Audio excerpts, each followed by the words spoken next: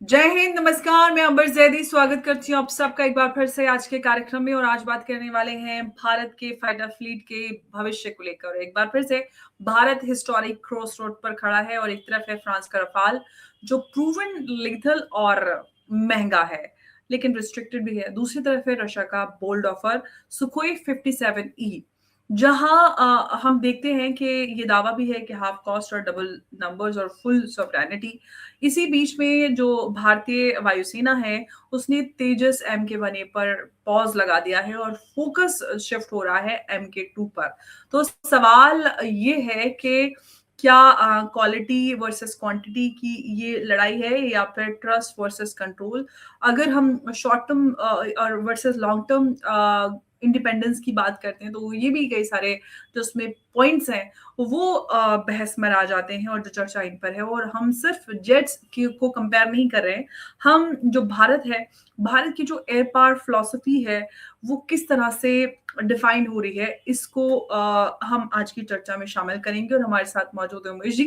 उमेश जी, बहुत स्वागत है आपका। जय हिंद, नमस्कार। जय श्री राम अंबर जी। जय सिया राम। उमेश जी, उमेश जी, अगर सेम बजट में 36 रफाल और या हम ये कहें कि 200 से ज्यादा सुखोई 57E मिल रहे हैं, तो क्या जो भारतीय वायुसेना है लग्जरी अफोर्ड कर सकती है, या यूं कहें कि नंबर ही आज के जो ड्रोन मिसाइल वॉरफेयर में असली डिटरेंस है? किस तरह से देखना चाहिए इसको?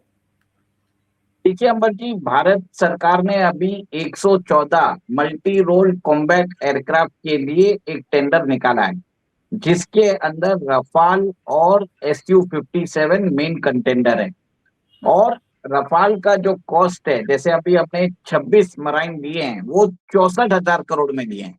और अभी रुपी डेप्रिशिएट होने के बाद ये 64 नहीं 65,000 करोड़ के आसपास पहुंच गया होगा। तकरीबन एक यूनिट ऑफ रफाल हमको 2,500 करोड़ रुपया पड़ रहा है, मैं ये बता रहा हूँ। अब रशिया ने हमें ऑफर दिया है कि सुकोई 57E हम आपको देने के लिए तैयार हैं। इसके अंदर 50 ईयर रोड मैप बता रहे हैं कि हम आपको 50 साल के लिए इसके अंदर अगर कुछ भी अपग्रेड होता है, जैसे 5th से 6th जनरेशन होता है, तो हम उसकी भी टेक्नोलॉजी दे देंगे आपको। जो फ्यूचर में जो वॉरफेयर होगा, it will be manned and unmanned. मतलब जो सुकोई 57 होगा, वो एक तरह से उड़ता रहेगा और उसके चारों तरफ स्वार्म्स ऑफ ड्रोन्स रहेंगे। तो रशिया बोल रहा है कि हम आपको सारी वो टेक्नोलॉजी देने को तैयार हैं। और सबसे बड़ी बात यह है कि रशिया बोल रहा है कि हमारा जो सुकोई 57 होने वाला है, वो ओपन आर्किटेक्चर डिजाइन होने वाला है, जिसके कारण जो अपग्रेड होंगे वो हम जल्दी कर पाएंगे, और जिसके कारण हम नए वेपन्स को भी इंटीग्रेट कर पाएंगे। और सबसे बड़ी बात है कि एयरक्राफ्ट की maintenance cost, life cycle cost, क्योंकि जनरली एक फाइटर जेट्स की जो क्षमता है, उड़ने की क्षमता है, वो उसके फ्लाइंग आवर्स के ऊपर डिपेंड करता है। तो इसके अंदर भी वो बोल रहा है कि हमारी जो फ्लाइंग आवर्स रहेगी बाकी एयरलाइंस, बाकी फाइटर जेट से ज्यादा होने वाली है, जिसके कारण आप देखेंगे कि उसके अंदर प्रॉब्लम्स नहीं आने वाले हैं। और उन्होंने ये भी बोल दिया है कि हम आपको सोर्स कोड दे देंगे, जिसके कारण भारत ने जो अपने इंडिजिनस मिसाइल्स और वेपन सिस्टम्स हैं डेवलप किए हैं, वो इसके साथ उसको प्लग एंड प्ले कर पाएंगे। और उन्होंने ये भी बोला है कि 6th जनरेशन जो कैपेबिलिटी होती है, उसके लिए आपको चाहिए advance EV sensors, propulsions, directed energy weapons, laser weapons और हाइपरसोनिक मिसाइल जो है, उसकी भी सारी टेक्नोलॉजिकल ट्रांसफर करने को तैयार है। और जैसे फ्यूचर में 6th जनरेशन वॉरफेयर कैसे होगा, एक जो SU-57 है वो दौड़ेगा और उसके आगे अनमैन्ड ड्रोन्स, जो अनमैन्ड UAVs है, वो दौड़ने वाले हैं उसकी पूरा उसको सपोर्ट करने के लिए। उसके लिए भी उन्होंने बोल दिया कि S-70 जो उनका UAV है वो भी देने को तैयार है, जिससे जो रेंज और जो उसकी लिथैलिटी है वो बढ़ जाती है। सबसे बड़ी बात यह है कि रशिया ने जो इंडियन कंसर्न्स है उसको भी एक तरह से एड्रेस किया है। अंबर जी, आपको याद होगा कि हम बात कर रहे थे AL-41 और AL-51 इंजन जो रशिया के SU-57 में लगते थे। अभी रशिया ने जो है, जो अपने इंजन है, इसको उन्होंने चेंज कर दिया है। और इसके लिए 177S जो इंजन है, इन्होंने अभी इनकॉर्पोरेट किया है।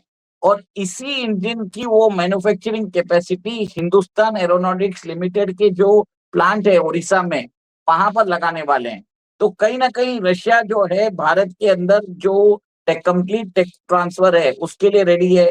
जो लोकल जो जितने भी कंपोनेंट्स हैं उसको आप लोकलाइज कर सकते हो। कंप्लीट आपको टेक्नोलॉजी देने को तैयार है। और सबसे बड़ी बात है कि रशिया बोल रहा है कि हमारे जो कॉस्ट होंगे फाइटर जेट्स वो रफाल से 50% दाम में रहेंगे। हम आपको फुल टेक प्रॉमिस कर रहे हैं, आप रफाल के 114 यूनिट ले पाओगे, हम आपको 230 एयरक्राफ्ट दे देंगे उसके अंदर। तो कहीं ना कहीं मुझे भी लगता है, ये मेरा मानना है कि रशिया का जो ऑफर है वो एक तरह से भारत को ले लेना चाहिए। और कहीं ना कहीं अगर हमें फ्रांस से अपने रिश्ते खराब नहीं करने हैं तो कुछ एयरक्राफ्ट आप उनको भी दे दीजिए। पर सबसे बड़ी बात है कि रशिया हमको कोड एक्सेस दे रहा है, सोर्स कोड दे रहा है, और वो बहुत इंपॉर्टेंट है क्योंकि भारत की मिसाइल जो है वो आप ऑटोमेटिकली जो है रशियन फाइटर जेट्स में आप लगा सकते हो। देखिए ऑपरेशन सिंदूर में भी हमें रफाल के अंदर जो ब्रह्मोस है और हमारी अस्त्र बीवी रैम मिसाइल है उसके लगाने की हमने उनसे परमिशन मांगी थी, सोर्स कोड मांगा था। फ्रांस ने हमको अभी तक वो सोर्स कोड नहीं दिया है। तो मतलब इससे क्या हो गया कि हम अपनी मिसाइल जो है मिसाइल सिस्टम्स है वो हम एक तरह से उसके अंदर इंटीग्रेट नहीं कर सकते। तो वो एक बहुत बड़ा प्रॉब्लम हो गया है। और इसी के मद्देनजर आप देखिए कि भारत जो ने एक तरह से भारत को ये माउथ ऑफरिंग ऑफर दिया है कि आप complete weapon systems complete range आप हमसे ले लीजिए, ये कॉन्ट्रैक्ट हम हमारे साथ साइन कर लीजिए। फ्रांस भी चाहता है कि उसको 114 जेट का ऑफर मिले, और उसने भी जो जेवर में है उसने लैंड लेके रखा है फ्रांस ने। फ्रांस की जो साफरान इंजन है उसके साथ हमने अभी करार किया है 61,000 करोड़ के लिए, एमका के प्रोजेक्ट के लिए। तो कहीं ना कहीं आप ये देखिए भारत को एक फाइन बैलेंसिंग भी करने की जरूरत है, क्योंकि फ्रांस को ऑलरेडी हमने 26 जो मराइन है वो हमने 64,000 करोड़ के लिए दे दिया, और एमका का जो साफरान इंजन है उसके लिए भी हमने उनको कॉन्ट्रैक्ट दे दिया है। तो आप समझ लीजिए 64 प्लस 61, 1,25,000 करोड़ का तो ऑफर फ्रांस को चले गया है। अब रशिया बोलता है कि ये जो एमआरसीए का कॉन्ट्रैक्ट है आप हमको दे दो, आपको उसके अंदर $20 बिलियन खर्चा करने की जरूरत नहीं है, 10 बिलियन में हो जाएगा। और उसके अंदर भी हम आपको सोर्स कोड सब कुछ दे देंगे, टेक ट्रांसफर सब कुछ देने को तैयार है। तो उमेश जी, ये तो बात है कि सोर्स कोड और फुल टेक ट्रांसफर के बिना तो मतलब हम कोई ये कह सकते हैं कि जो एयरक्राफ्ट है वो फुल्ली सॉवरेन तो हो नहीं सकता है। तो ये भी है कि रफाल के साथ जो है इंडिया जो है वो रियल टाइम अपग्रेड बिना फॉरेन अप्रूवल के कैसे करेगा। फिर दूसरी बात ये है कि रफाल एक प्लग इन प्ले वेपन के तौर पे देखा जाएगा, क्योंकि हमारे पास सोर्स कोड और सारी चीजें जैसे कि आपने कहा कि अभी भी नहीं है। तो जो सुखोई 57E जो है मतलब ये है कि हम खुद से बनाकर एक ऐसा प्लेटफॉर्म खुद क्रिएट करेंगे, तो इंडिया को मतलब ये कह सकते हैं कि इसका यूजर और ओनर दोनों ही बनने का भारत के पास मौका है। तो अब सवाल ये है कि जो ये बहस निकल कर आती है कि जो रफाल है वो कॉम्बैट प्रूवन है और सुखोई 57 जो है वो कॉम्बैट प्रूवन नहीं है। तो ये जो आर्ग्यूमेंट है ये कब तक चलेगा? क्या हम जो है फ्यूचर वॉर्स जो है वो फ्यूचर टेक से ही लड़ेंगे? देखिए रफाल जो है 4.5 जनरेशन फाइटर एयरक्राफ्ट है, और SU-57 एक तरह से फिफ्थ जनरेशन में partially fifth generation fighter aircraft है। उसके स्ट्रेंथ कैपेसिटी में अभी भी एक तरह से गैप्स है। भारत को उन्होंने टेक्नोलॉजी ऑफर कर दिया है, भारत को बोल दिया है कि आप अपने तरीके से आप इसको डिजाइन कर सकते हैं। देखिए दुनिया का जो सबसे एडवांस जो फाइटर जेट है F-35, उसको भी हमारे रेडार ने लॉक कर दिया था, और वो कबाड़े के जैसे 42 डेज तक तिरुवनंतपुरम एयरपोर्ट पे बैठा था F-35। उसको ठीक करने में 42 डेज लग गए थे। भारत ने ऐसा उधर एक तरह से कोड भेज के उसको लॉक किया था। अब ये देख लीजिए कि भारत के पास जो टेक्नोलॉजी है वो वर्ल्ड का जो सबसे एडवांस फाइटर जेट है उसको भी रडार में पकड़ सकता है। अब सबसे बड़ी बात है कि भारत को मालूम है कि क्या करना चाहिए क्या नहीं करना चाहिए, रेडार से कैसे बचना चाहिए, वो उसके ऊपर काम करेंगे। आपके पास रशिया से एक तरह से प्रिलिमिनरी बेस मिल जाएगा, आप अपने हिसाब से उसको इंटीग्रेट भी कर सकते हैं, उससे आपको फायदा भी होने वाला है। अमर जी सबसे बड़ी बात ये देखिए, collaboration with Russia actually works. BrahMos जो हमारी मिसाइल जो है सुपरसोनिक मिसाइल है वो एक जीता जाता सबूत है। कि मेक इन इंडिया जो है ठीक है, सब लोग बात कर रहे हैं तेजस की और सब चीज, हिंदुस्तान एरोनॉटिक्स लिमिटेड की बात कर रहे हैं, हमने जीई के साथ जो साइन भी कर दिया डील F404 और F414 इंजन के लिए, पर हम अमेरिका के ऊपर उसमें एक तरह से डिपेंडेंट है। अगर हमें अपनी स्ट्रेटेजिक जो थिंकिंग है उसके ऊपर हमें शिफ्ट होने की जरूरत है।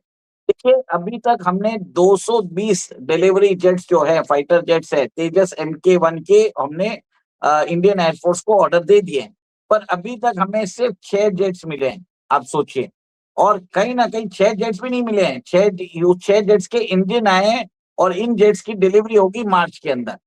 तो आप ये देखिए कि we are dependent on America for fighter engine. कल अगर जी हमको फाइटर इंजन नहीं देता है तो हमारा जो एंटायर फ्लीट है तेजस का वो एक तरह से ग्राउंडेड हो जाएगा। और यहाँ पर एक रशियन सिस्टम है, रशियन फाइटर एयरक्राफ्ट का सिस्टम है, जिसमें रशिया आपको पूरी टेक्नोलॉजी देने को तैयार है, आपके ऊपर पूरा भरोसा कर रहा है। तो India should grab that offer.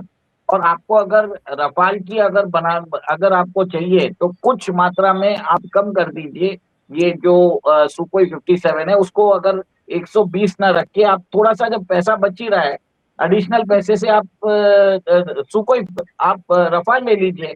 आपका जो 114 मल्टी रोल कॉम्बैट एयरक्राफ्ट का जो बजट है 20 बिलियन है, तो 10 बिलियन में आप ये 114 SU-57 ले लीजिए और $10 बिलियन आप एडिशनल रफाल ले लीजिए।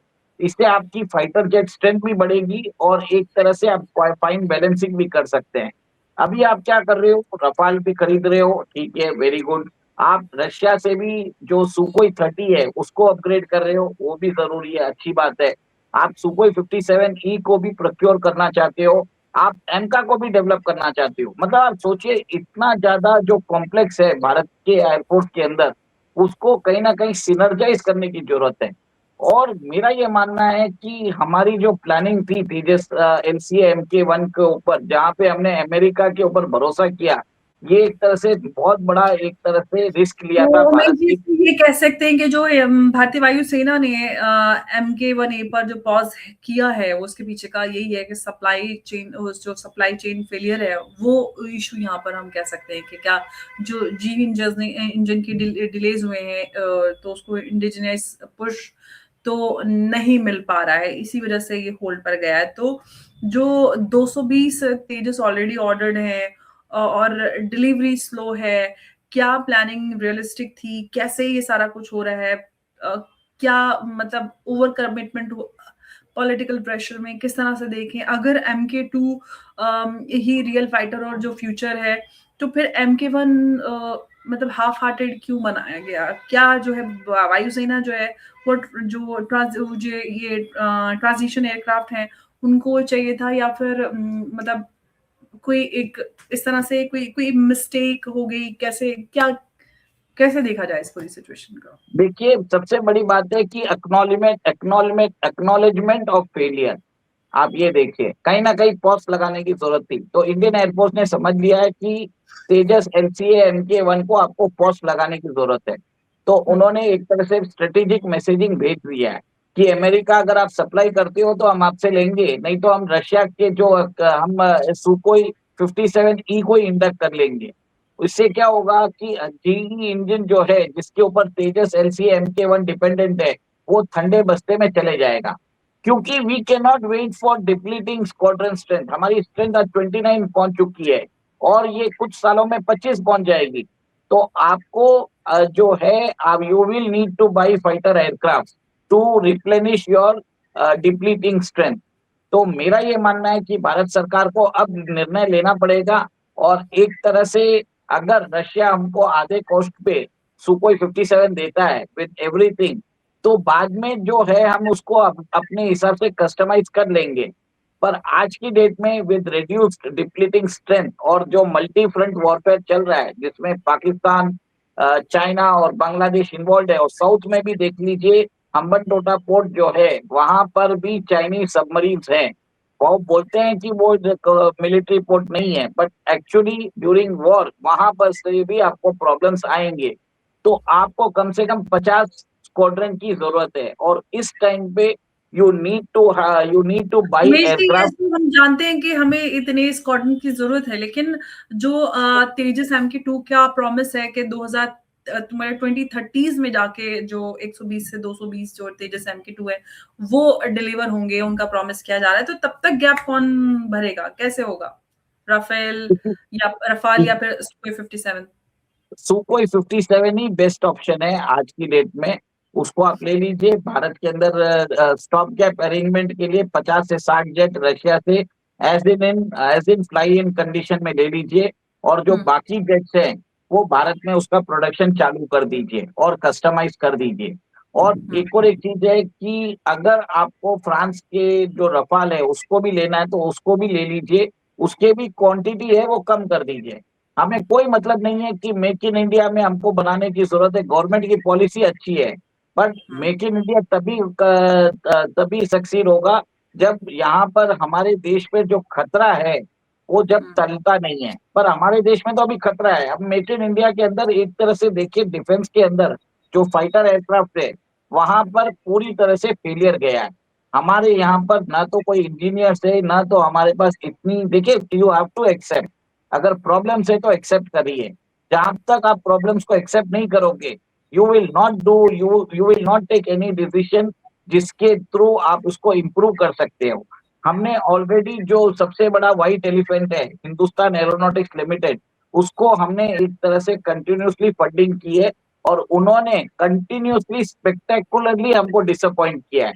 तो इस टाइम पे वी हैव टू एक्नॉलेज कि हमारे जो पब्लिक सेक्टर एंटरप्राइजेस है इनके ऊपर जवाबदारी नहीं है, और इनको, मेरा ही मानना ये है, जैसे बॉस्टन कंसल्टिंग ग्रुप बोल रहा है कि हिंदुस्तान एरोनॉटिक्स लिमिटेड को एक तरह से स्प्लिट करने की जरूरत है, तो मेरा भी यही मानना है कि स्प्लिट करने की जरूरत है और उसके अंदर प्राइवेट सेक्टर पार्टिसिपेशन और अकाउंटेबिलिटी लाने की जरूरत है। आप स्पेस के अंदर आप अपनी सैटेलाइट्स भेज सकते हो, आप क्रायोजेनिक इंजन बना सकते हो, पर फाइटर एयरक्राफ्ट के इंजन आपको बनाने में इतनी तकलीफ क्यों हो रही है? जबकि जो स्पेस के अंदर तो अननोन वेरिएबल्स में भी हमारे इसरो के साइंटिस्ट वहां पर काम कर चुके हैं। बहुत कम दाम पे उन्होंने स्पेस लॉन्चेस भी किए हैं, और एक तरह से रिमार्केबल सक्सेस स्टोरी है। बट हमारे हिंदुस्तान एरोनॉटिक्स लिमिटेड एक शो पीस बन गया है, एक तरह से काला धब्बा बन चुका है for the Indian defence sector. तो ये बात तो देखिए, मैं तो क्लियर कट बोल रहा हूँ, और हमारे डिफेंस सेक्रेटरी ने भी बोल दिया, हमारे एयर मार्शल जो एयर फोर्स के चीफ है उन्होंने भी 2 बार बोल दिया है। तो ये चीज हमें एक तरह से जवाबदेही की जरूरत है, अकाउंटेबिलिटी की जरूरत है, और अगर हो सके तो हमें इमीडिएटली जो सुखोई 57 का ये ऑफर है उसको कबूल करके एज इन फ्लाइंग कंडीशन में कुछ एयरक्राफ्ट हमें इमीडिएटली लाने की जरूरत है to boost our squadron strength. और उसको बाद में आप मेक इन इंडिया पीछे से बनाते रहिए, पर सबसे पहले you need to boost your squadron strength. और अगर जी को भी अल्टीमेटम दे दिया जाए कि अगर आप इंडियन बनाते हो तो ठीक है, नहीं तो we are going to shelve the Tejas program completely. This is the best we have to do. जितना पैसा उसके अंदर डाल के क्या मतलब है, इससे हमें कोई फायदा नहीं हुआ है। अब रफाल भी खरीदना है आपको, सुखोई 30 को अपग्रेड करना है, सुखोई 57 भी घर पे बनाना है, और आपको तेजस भी करना है। ये इतना बड़ा खिचड़ी क्यों बना रही है सरकार, मेरा सबसे बड़ी बात है।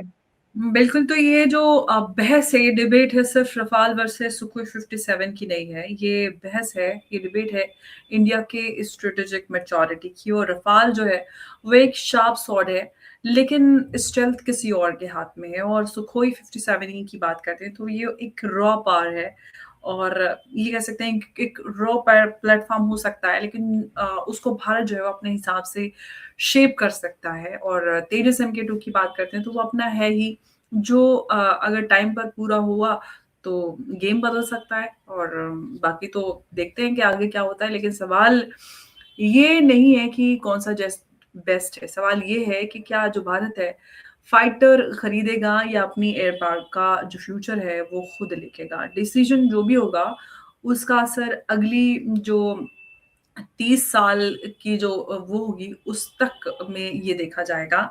और देखते हैं कि आगे इस पूरे मामले पर क्या अपडेट आता है।